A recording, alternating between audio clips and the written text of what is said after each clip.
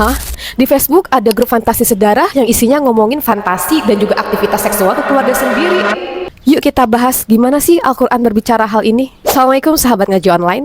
Di media sosial akhir-akhir ini lagi rame banget nih bahas tentang grup-grup penyimpangan seksual yang menyasar ke keluarga sendiri.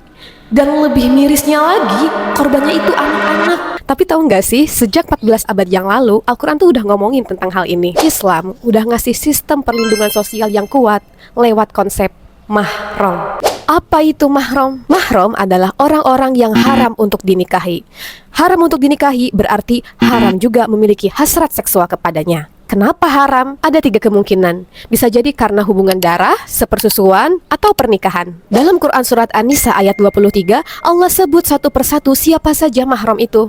Bukan karena ribet, tapi karena penting. Dalam fikih, mahram itu punya beberapa konsekuensi. Gak boleh dinikahin, boleh lihat aurat tertentu, gak batal wudhu kalau bersentuhan. Dan dalam fikih klasik, khusus untuk perempuan, boleh safar bareng mereka. Tapi ini bukan hanya sekedar hukum fikih.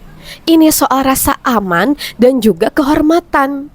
Konsep mahram itu membangun sistem perlindungan sosial dan juga psikologis. Hubungan mahram itu seharusnya didasari dengan kasih sayang, hormat, dan juga tanggung jawab, bukan nafsu.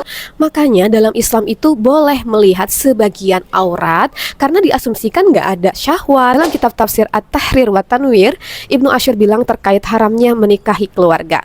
Ibnu Abbas radhiyallahu an bilang, orang zaman jahiliyah juga udah mengharamkan hal-hal yang Islam larang. Artinya apa? Bahkan orang jahiliyah pun masih ngerti batasan. Kata Ibnu Asyir lagi, semua larangan ini kembali ke prinsip kehormatan yang masuk dalam maqasid syariah, yaitu menjaga kehormatan atau hifdul ild.